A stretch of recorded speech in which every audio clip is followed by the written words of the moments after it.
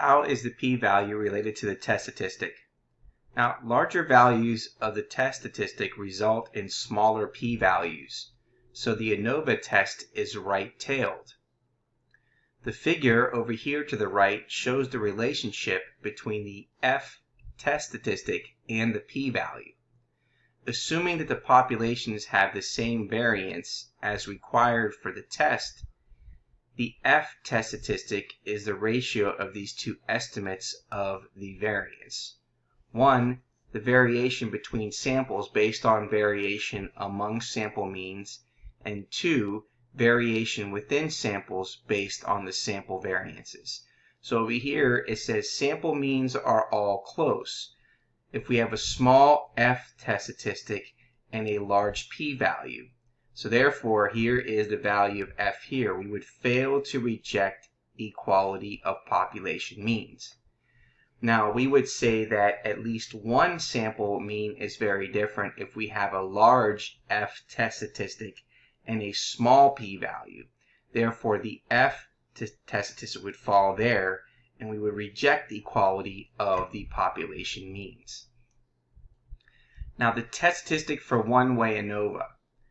F is equal to the variance between samples divided by the variance within samples. Now, the numerator of the F test statistic measures variation between sample means.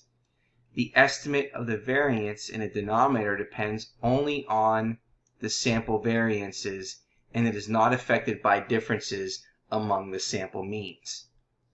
Consequently, sample means that are close in value to each other result in a small F test statistic and a large p-value, so we conclude that there are no significant differences among the sample means. Now, why not just test two samples at a time? Now, if we want to test for equality among 3 or more population means, why do we need a new procedure when we can test for equality for 2 means using the methods presented in section 9.2? Well, for example, if we want to use the sample data from table 12.1, which had the 4 samples of the car sizes, we would test the claim that the 4 populations have the same mean. Why not simply pair them off and test 2 at a time by testing each of the following?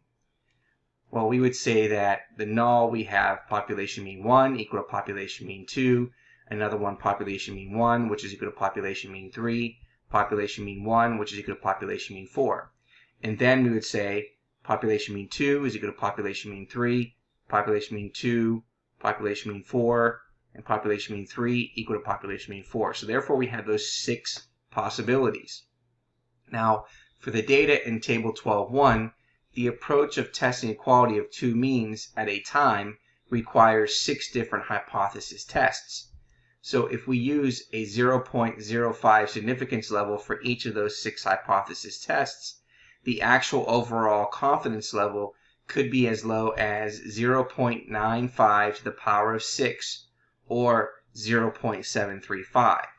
So in general, as we increase the number of individual tests of significance, we increase the risk of finding a difference by chance alone, instead of a real difference in the means.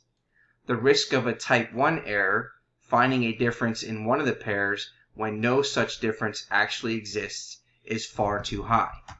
The method of analysis of variance helps us avoid that particular pitfall, rejecting a true null hypothesis, by using one test for equality of several means, instead of several tests that each compare 2 means at a time. Now, caution, when testing for equality of 3 or more populations, use analysis of variance. Use multiple hypothesis tests with 2 samples at a time could adversely affect the significance level.